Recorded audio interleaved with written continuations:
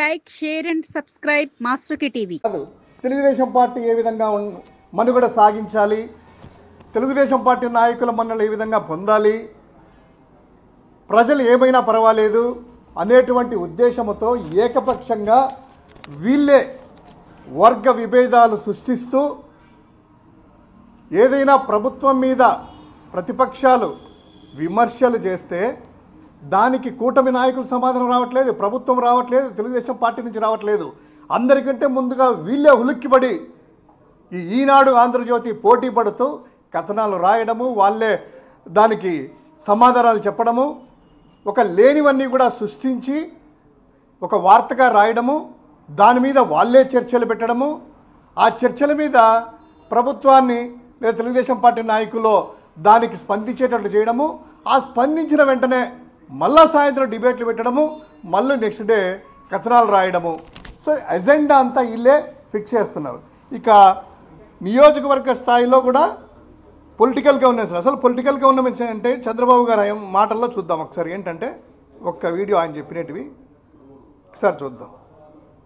ఒకసారి ఆడియో రావట్లేదు. ఇది పొలిటికల్ గవర్నెన్స్ అంటే మేము చెప్పింది, చంద్రబాబు గారు అధికారులతో అంతా కూడా చెప్తూ మేము చెప్పింది చేయండి అధికారులు, మీ నిర్ణయం కాదు మా నిర్ణయము, రాజకీయ నిర్ణయము, కేవలము తెలుగుదేశం పార్టీ వాళ్ళకే పనులు చేయండి, వైసీపీ వాళ్ళకి ఎవరికి చేయొద్దు, వైఎస్ఆర్ కాంగ్రెస్ పార్టీ నాయకుల మీద అక్రమ కేసులు పెట్టండి, వాళ్ళ తప్పు లేకున్నా వాళ్ళని శిక్షించండి, తప్పు లేకుండా జైల్లో వేయండి, మా వాళ్ళకే పథకాలు ఇవ్వండి అనేటువంటి ఉద్దేశంతో ఆయన మాట్లాడితే దాన్ని నియోజకవర్గ స్థాయిలోనూ కూడా అలానే చేస్తూనే వస్తుందంట.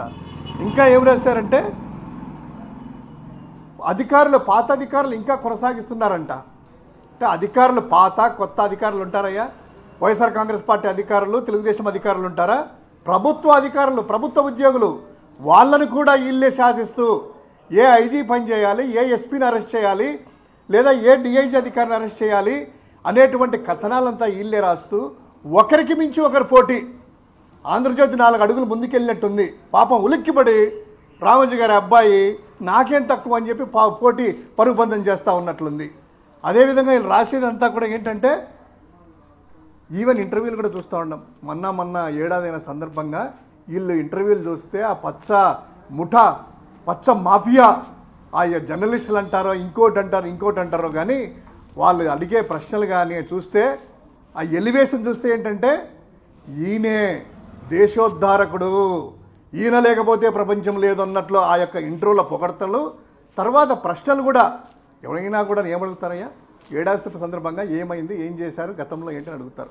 అలా కాదు, జగన్మోహన్ రెడ్డి గారిని తిట్టించడానికి అడిగే ప్రశ్నలు.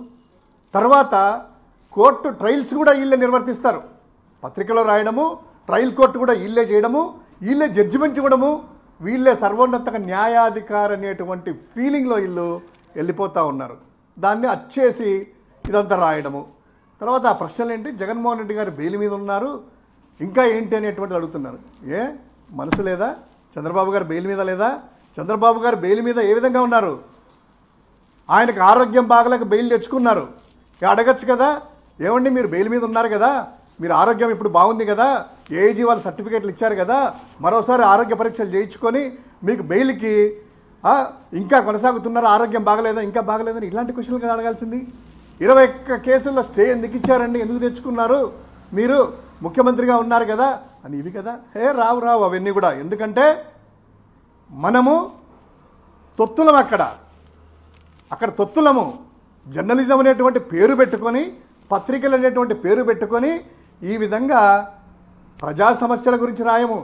కేవలం జగన్మోహన్ రెడ్డి గారిని ఏ విధంగా అనగదొక్కేద్దాము, రాజకీయంగా ఏ విధంగా లేకుండా చేద్దాము, ఏ విధంగా చంద్రబాబును లేనివి చేయనిటివి చేసినటివి సృష్టించి ఆయన్ని అపరభగీరథుడిలాగా లేకపోతే ఏదో దేశోత్తరుడిలాగా ఏ విధంగా తీర్చిదిద్దాం జనంలో అనేటువంటిది ఆలోచన తప్ప ఇంకొకటి ఏం లేదు. కాస్త పాపం ఆయన ఏ ఆత్మ పంపించిందో కిరణ్ గారికి ఈరోజు మరీ దారుణంగా ఆంధ్రజ్యోతికి మించి ప్రజల సమస్యలను పక్కన పెట్టి కార్యకర్తలకే చేయాలి, కార్యకర్తలు చేయవద్దు మనం రాము, ప్రజలకేం పట్టించుకోవాల్సిన అవసరం లేదు, పొలిటికల్ గవర్నెన్స్ ఇంప్లిమెంట్ చేయండి, మొత్తం అంతా కూడా నియోజకవర్గ స్థాయిలో, మండల స్థాయిలో, గ్రామ స్థాయిలో తెలుగు వైఎస్ఆర్ కాంగ్రెస్ పార్టీని అణగదొక్కండి, అప్పుడే మనం వస్తాము లేకపోతే మనం చచ్చిన అధికారంలోకి రాము అని 1 ఇయర్లోనే ఉలిక్కి పడుతున్నట్టుంది ఈ యొక్క కిరణ్ గారు, పాపం రామోజీ గారి అబ్బాయి. Please like, share and subscribe master కి టీవీ.